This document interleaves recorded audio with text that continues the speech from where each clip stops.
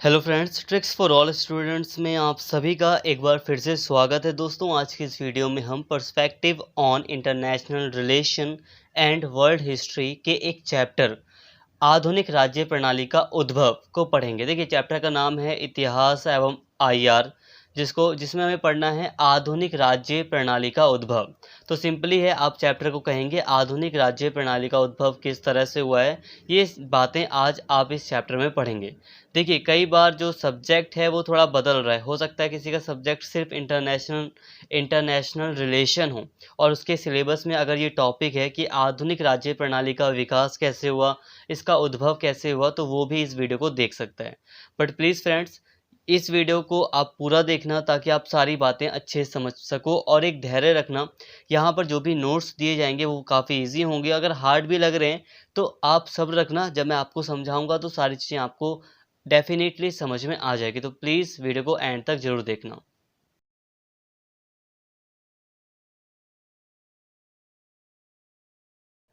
आधुनिक राज्य प्रणाली का विकास, देखिए, अब इसे समझिए। इसका मतलब है evolution of the modern state system.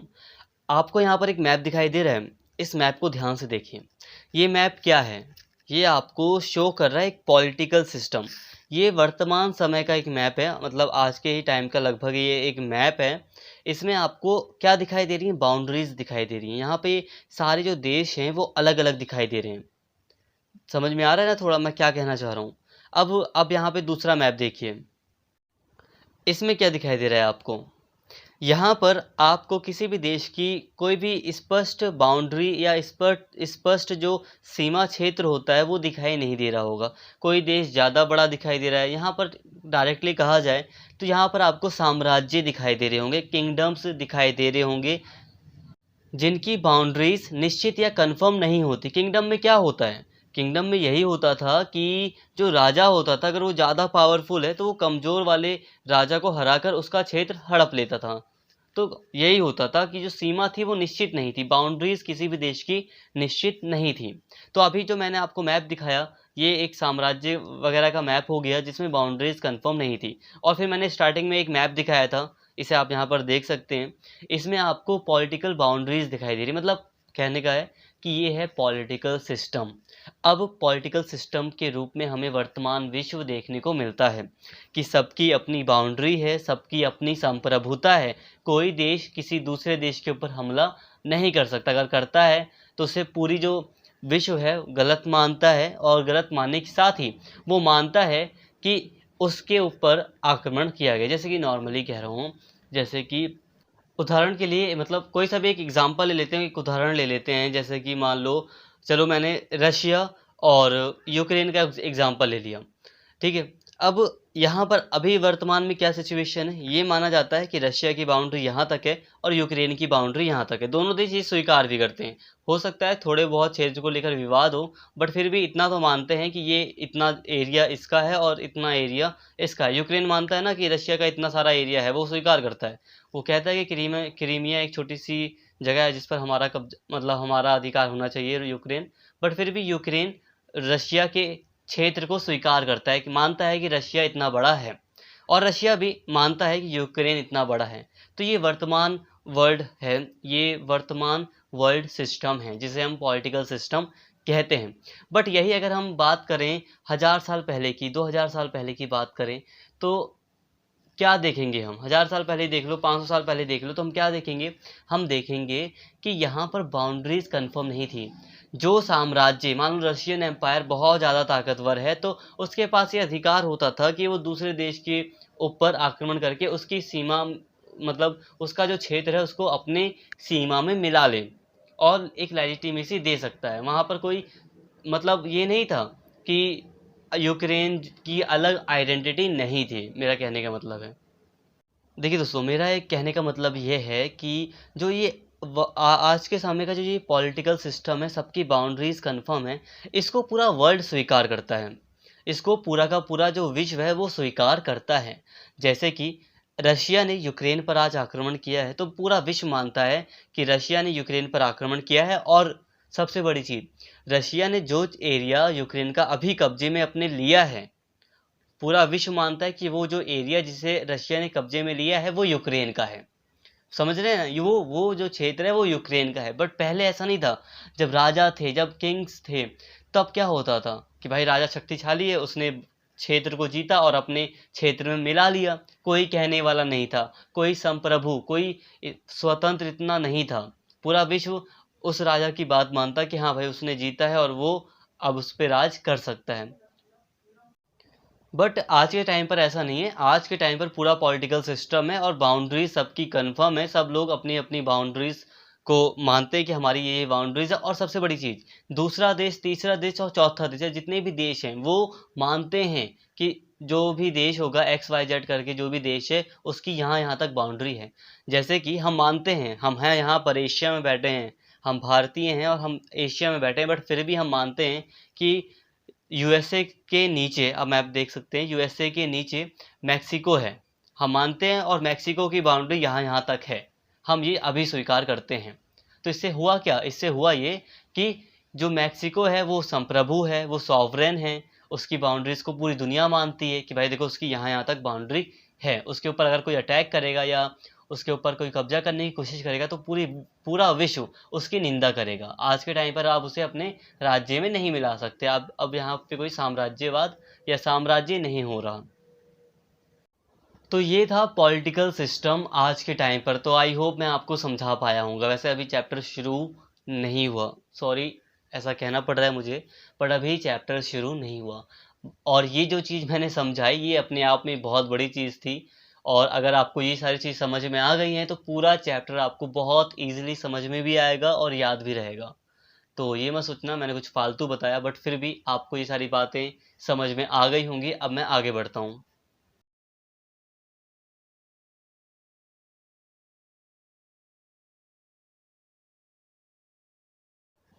अब हम क्वेश्चन करते हैं कि हमने आज के टाइम का राजनीतिक सिस्टम देख लिया, राजनीतिक व्यवस्था, राजनीतिक प्रणाली हमने देख ली कि आज सबकी बाउंड्रीज निश्चित हैं और अलग अलग देश हैं और ऐसे ऐसे करके देश हैं कई तरह, जो एक एक महाद्वीप है वो कई देशों में बटे हुए हैं। तो ये है पॉलिटिकल सिस्टम, इसको हमने देख लिया। अब क्वेश्चन उठता है कि क्या प्राचीन समय में भी ऐसा ही था? तो आंसर है नहीं भाई, प्राचीन समय में पाकिस्तान नाम का कोई देश नहीं था। इसके ऊपर कई सारे एग्जाम्पल भी हैं। तो पाकिस्तान जैसे कोई देश नहीं था, बांग्लादेश भी नहीं था प्राचीन काल में, और बहुत सारे देश नहीं थे। जब हम अखंड भारत देखते हैं तो हमें तो बहुत बड़ा भारत दिखाई देता है। इसके अलावा रोमन एम्पायर दिखाई देता है, जहाँ पर हमें फ्रांस की कोई अलग आइडेंटिटी नहीं देखने को मिलती। इटली हमें नहीं देखने को मिलता, वहाँ हमें रोमन साम्राज्य देखने को मिलता है। बहुत प्राचीन समय की अगर हम बात करें, बहुत पुरानी एंशिएंट बात करें तो मतलब है कहने का कि आज के टाइम पर जो हमें पॉलिटिकल सिस्टम यानी कि जो विश्व बटा हुआ इतना दिखाई देता है, जो आज के टाइम पर हमें विश्व दिखाई दे रहा है, बटा हुआ छोड़ो, आज के टाइम पर जो हमें विश्व यानी कि वर्ल्ड दिखाई दे रहा है वो पहले ऐसा नहीं था। इसे ये राजनीतिक जो प्रणाली है ये लंबे समय से धीरे धीरे विकसित हुई, होते होते विकास हुआ इसका धीरे धीरे धीरे धीरे धीरे, फिर जाकर ये आज के टाइम पर विकसित हुई है। और जो हमें बड़े बड़े एम्पायर्स देखने को मिलते थे पहले, बट वो आज नहीं है। तो आज अलग ही राजनीतिक सिस्टम, राजनीतिक प्रणाली विकसित हो चुकी है। तो ये सब चीज़ें मैंने आपको इसीलिए बताई ताकि आप समझ सकें कि आखिर चैप्टर है क्या। सबसे बड़ी चीज़ यही होती है। और चैप्टर आपको मैंने बता दिया क्या है। चैप्टर चैप्टर कह रहा है कि आपको पढ़ना है कि किस तरह से प्राचीन समय से, मतलब बहुत पुराने समय से, लगभग 2-4 हज़ार साल पहले से धीरे धीरे करके किस तरह से आज वर्तमान में जो राजनीतिक प्रणाली है वो विकसित हुई है। आपको प्राचीन समय से लेकर वर्तमान समय तक की पूरी आपको पढ़ना पड़ेगा कि किस तरह से, पूरा पढ़ना पड़ेगा कि किस तरह से ये पॉलिटिकल सिस्टम विकसित हुआ, किस तरह से ये सारी चीज़ें, ये सारे देश की जो टेरिटरी है वो इतनी इम्पॉर्टेंट बन गई कि अब एक देश दूसरे देश पर आक्रमण करने से दो बार सोचता है, पहले दो बार सोचता है।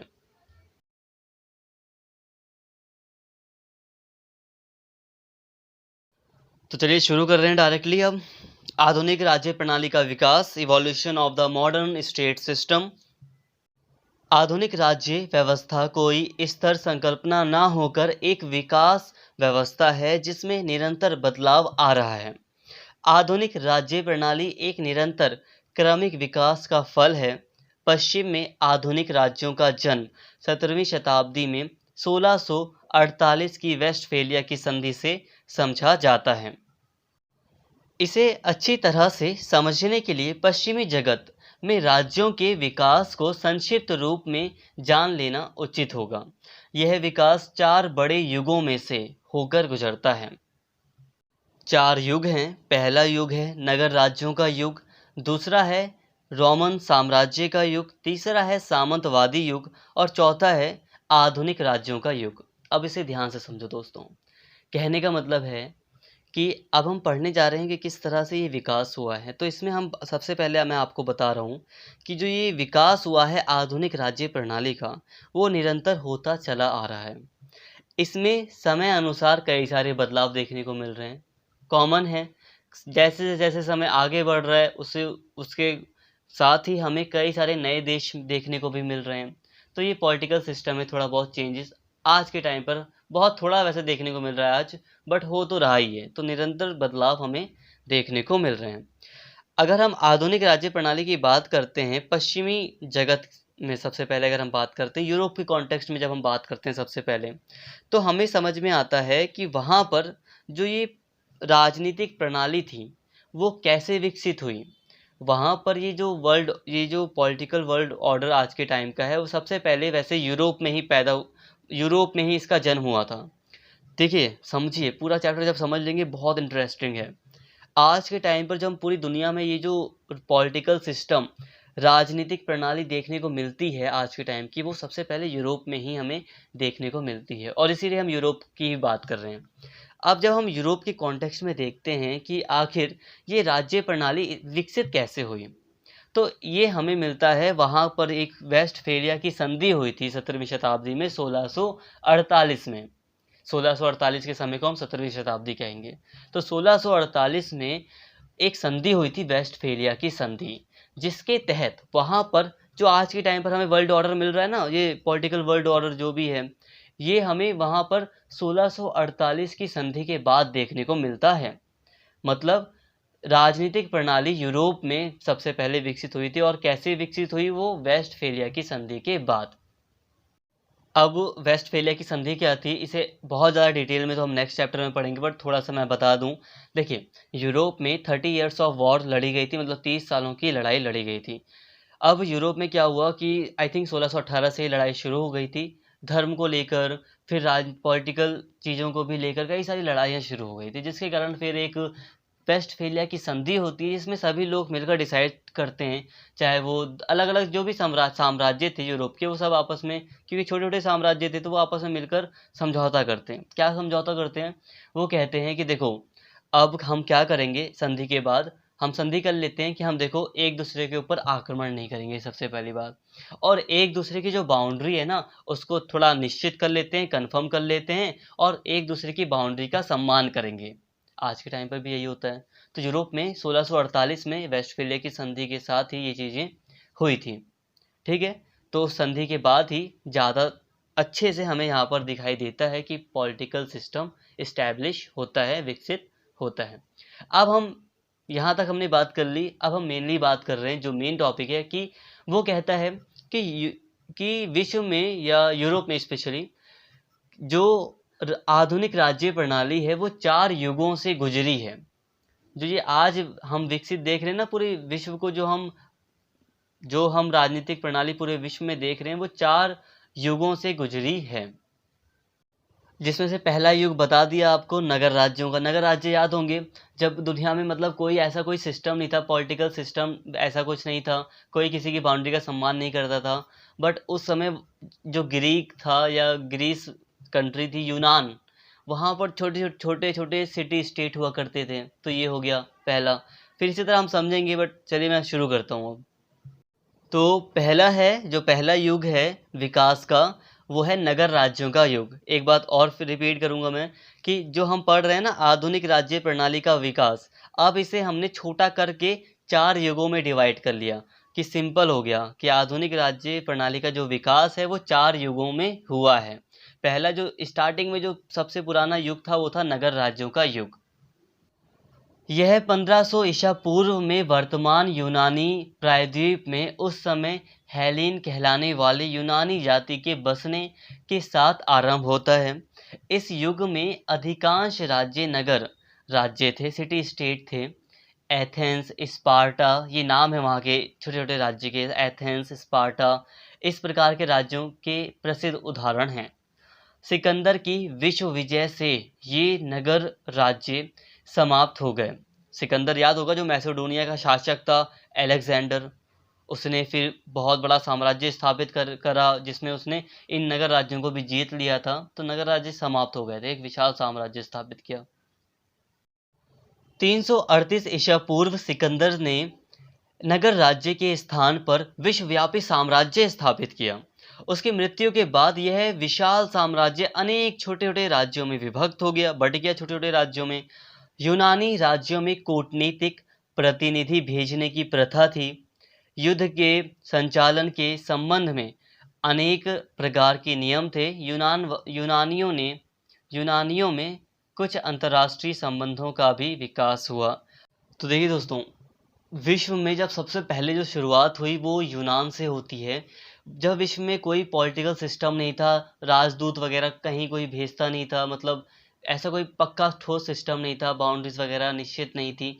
तो उस समय की जब बात हो रही है, वो सबसे प्राचीन जो हमें प्रमाण मिलते हैं, देखो हो सकता है उससे भी पहले की बहुत सारी सभ्यताएं हों, बट हमारे पास जो सबूत है हम उसके बिहाफ पर बातें कर रहे हैं। तो सिटी स्टेट सबसे पहले आते हैं। तो पहले सिटी स्टेट थे, छोटे छोटे नगर राज्य थे जो आपस में लड़ते भी थे, एक दूसरे की टेरिटरी पे थोड़ा थोड़ा कब्जा भी करते थे। इसी में सिकंदर का एग्जाम्पल है, जिसने एक बहुत बड़ा साम्राज्य स्थापित किया था। उसी समय की बात की जा रही है। भारत के कॉन्टेक्स्ट में भी हम देख सकते हैं अशोक वगैरह का साम्राज्य, बट क्योंकि हम जितनी भी चीज़ें पढ़ते हैं वो यूरो केंद्रित होती हैं, यूरोप के कॉन्टेक्स्ट में ही हम पढ़ते हैं, तो इसीलिए हम यूरोप के में ही पढ़ रहे हैं अभी। तो यूरोप के कॉन्टेक्स्ट में हम पढ़ रहे हैं, तो सबसे पहले नगर राज्यों का उद्भव होता है, तो फिर एक स्टार्टिंग हो जाती है। और यहीं पर हमें अंतर्राष्ट्रीय संबंध के भी कुछ प्रमाण मिलते हैं कि ये दोनों ही राज्य अपने संबंध स्थापित करते हैं, चाहे वो बेकार ही संबंध हो, अच्छे संबंध हो एक दूसरे राज्य के साथ।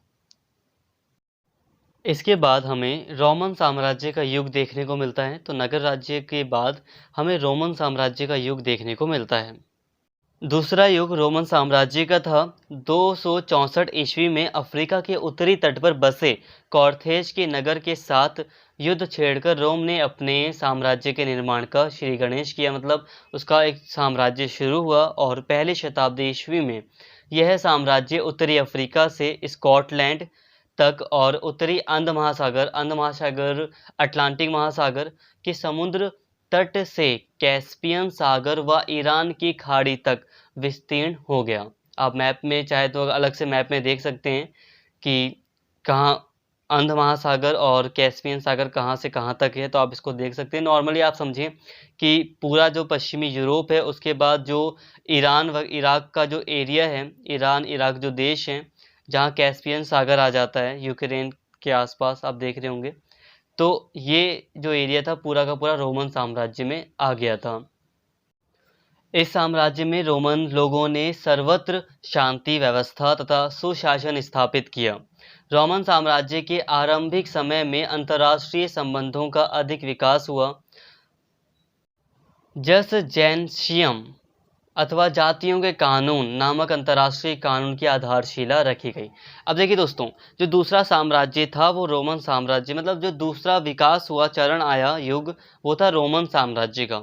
अब क्या होता है, एक रोमन साम्राज्य अस्तित्व में आता है, एक बहुत बड़ा साम्राज्य आता है, जिसमें हमें देखने को मिलता है कि इसमें अंतर्राष्ट्रीय कानून वगैरह अपनाए जाते हैं।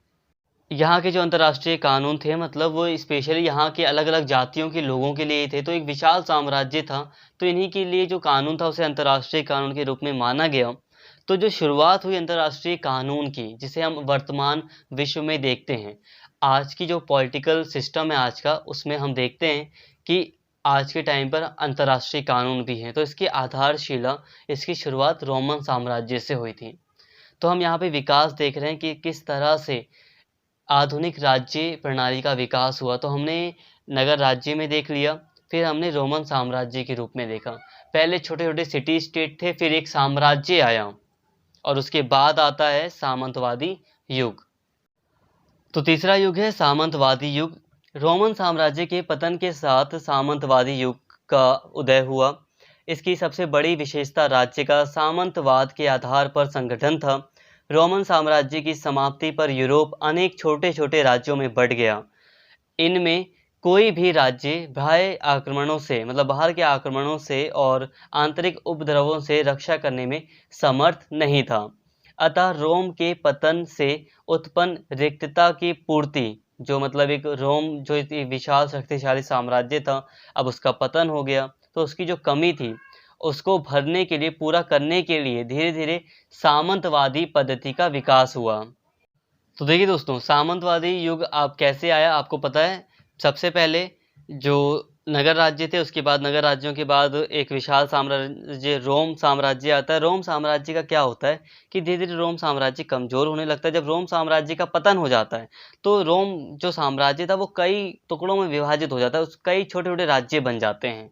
मतलब बहुत ज़्यादा छोटे नहीं, बट कई सारे स्टेट सामने आते हैं। स्टेट आप नहीं समझ पा रहे हैं, आप उसे देश भी कह सकते हैं। वैसे तो देश और स्टेट में थोड़ा अंतर होता है, बट अगर आप नहीं समझ पा रहे हैं तो आप देश के रूप में समझ सकते हैं यहाँ पे। तो कई सारे छोटे छोटे देश आ जाते हैं, कई सारे छोटे छोटे राज्य आ जाते हैं। अब ये राज्य कमज़ोर होते हैं, ये अपनी व्यवस्था को, आंतरिक हो या बाह्य व्यवस्था हो, उसका सामना सही से नहीं कर पाते हैं।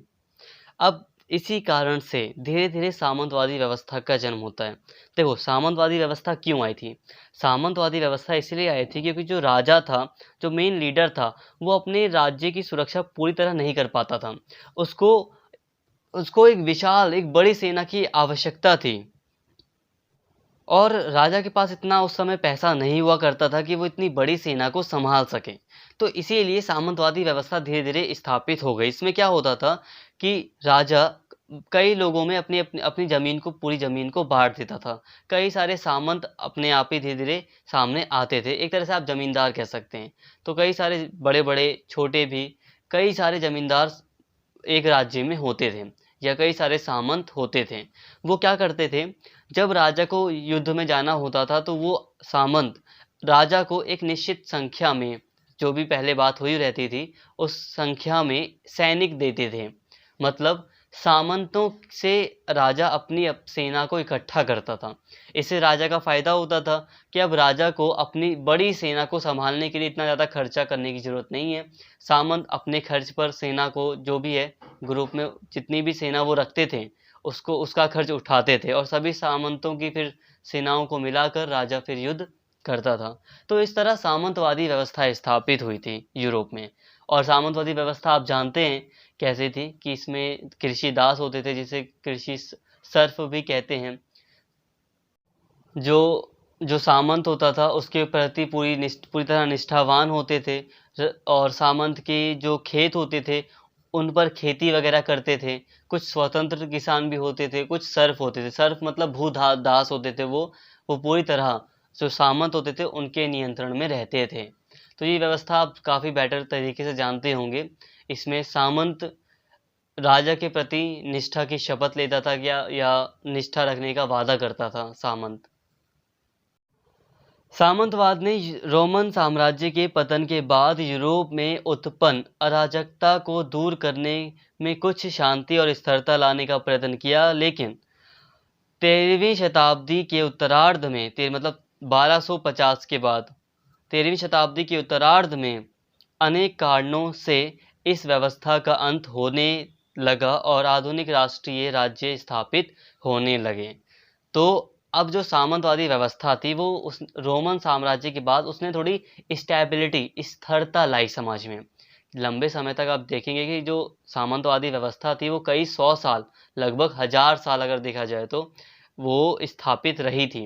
1000 तो एग्जैक्ट नहीं, बट 700-800 तो रही थी सामंतवादी व्यवस्था यूरोप में। तो लाइफ को थोड़ा सा स्टेबिलिटी मिली थी वहाँ पर, उस समय थोड़ी सी स्थिरता मिली, शांति मिली थोड़ी सी। पर फिर धीरे धीरे सामंतवादी व्यवस्था समझ में आने लगी कि लोगों के साथ इसमें बहुत अन्याय हो रहा है। पुनर्जागरण वगैरह जैसे आंदोलन यूरोप में शुरू हो गए थे, नए विचार धीरे धीरे पनपने लगे थे, जिसके कारण एक दिन फिर सामंतवादी व्यवस्था का अंत भी हो जाता है। और फिर सामंतवादी व्यवस्था का जब अंत होता है तो फिर क्या आता है? फिर चौथा युग आता है, जिसमें हम देखते हैं कि आधुनिक राज्य तो चौथा जो युग है वो है आधुनिक राज्यों का युग। 1648 की वेस्टफेलिया की संधि से राज्य की उस व्यवस्था का जन्म हुआ जिसे आधुनिक राज्य व्यवस्था कहते हैं। इस व्यवस्था की सबसे बड़ी विशेषता यह है कि सब राज्य सर्वदा स्वतंत्र, प्रभुसत्ता संपन्न, सॉवरेन और समान दर्जा रखने वाले समझे जाते हैं। इस संधि से पहले यूरोप के राज्यों की यह स्थिति नहीं थी। उस समय पवित्र रोमन साम्राज्य अथवा ऑस्ट्रिया के हैब्सबर्ग वंशी राजाओं का साम्राज्य अन्य सभी राज्यों की तुलना में शक्ति और प्रतिष्ठा की दृष्टि से ऊंचा समझा जाता था। वेस्टफेलिया की संधि में ने उन्हें फ्रांस, स्वीडन, इंग्लैंड, स्पेन और डच गणराज्य के समकक्ष मतलब बराबर बना दिया। इस समय से अपने प्रदेश में सर्वोच्च प्रभुसत्ता का दावा करने वाले, उसकी रक्षा के लिए सदैव जागरूक रहने वाले आधुनिक राष्ट्रीय राज्यों का अभ्युदय हुआ। इन्होंने अपने राष्ट्रीय गौरव की दृष्टि से समुद्र पार के दूरवर्ती प्रदेशों में अपने उपनिवेश और विशाल साम्राज्य स्थापित करने शुरू किए। तो देखिए दोस्तों, अब आता है आधुनिक राज्यों का युग। अब क्या होता है कि कुछ समय बाद ही 1648 में वेस्टफेलिया की संधि होती है।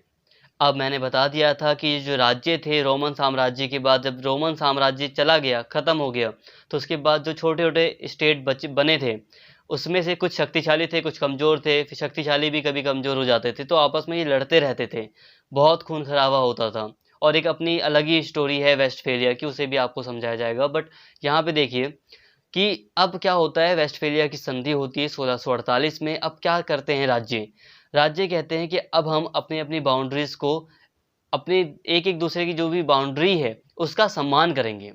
अब हम ना तो इंग्लैंड के ऊपर आक्रमण करेंगे, हम मानेंगे कि इंग्लैंड का ये वाला एरिया इंग्लैंड का है। हम आक्रमण तभी करेंगे जब इंग्लैंड हमारे किसी एरिया पर कब्जा करेगा तब।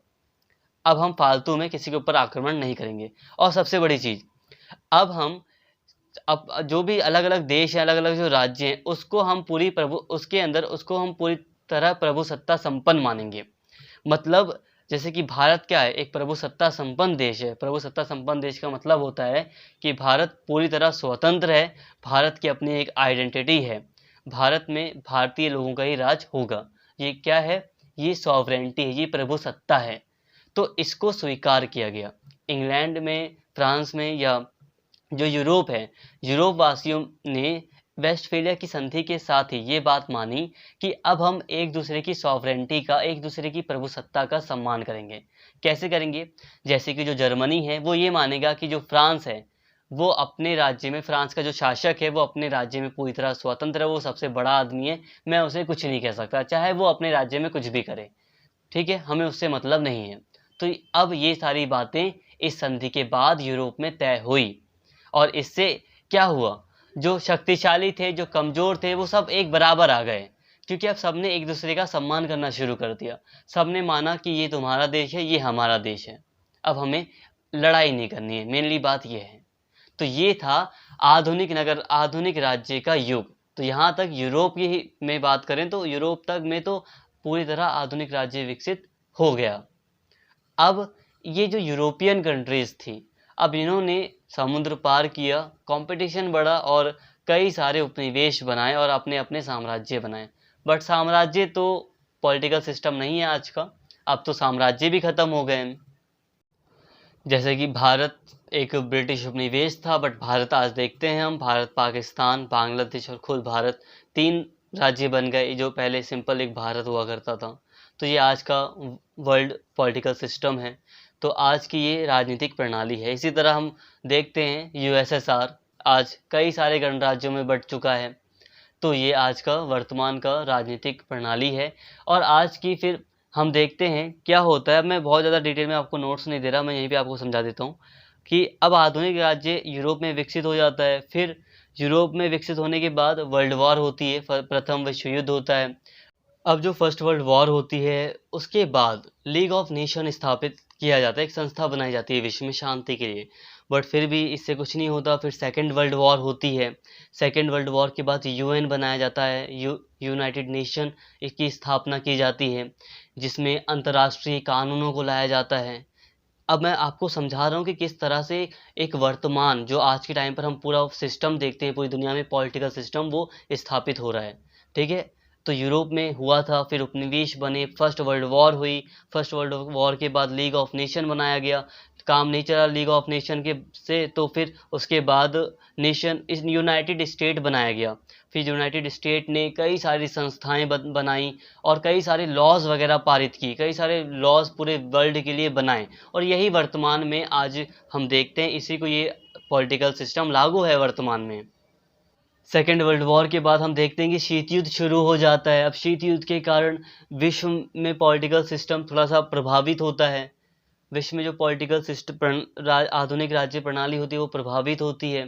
फिर आगे चलकर हम देखते हैं जब शीत युद्ध का अंत होता है तो क्या होता है, कई सारे गणराज्य शामिल आते हैं, और जो जो यूएन के लॉज होते हैं वो और भी ज़्यादा मजबूत बनते हैं। अब उन्हें और भी ज़्यादा देश मानना शुरू करते हैं। तो इस तरह आधुनिक राज्य प्रणाली पूरी तरह विकसित होती है और वर्तमान में हमें ये दिखाई देती है। तो दोस्तों आज का जो चैप्टर था वो यही था कि किस तरह से पॉलिटिकल सिस्टम पूरे विश्व में विकसित हुआ है। तो शुरुआत हुई थी नगर राज्य से, छोटे छोटे जो सिटी स्टेट थे वहाँ से शुरुआत हुई थी।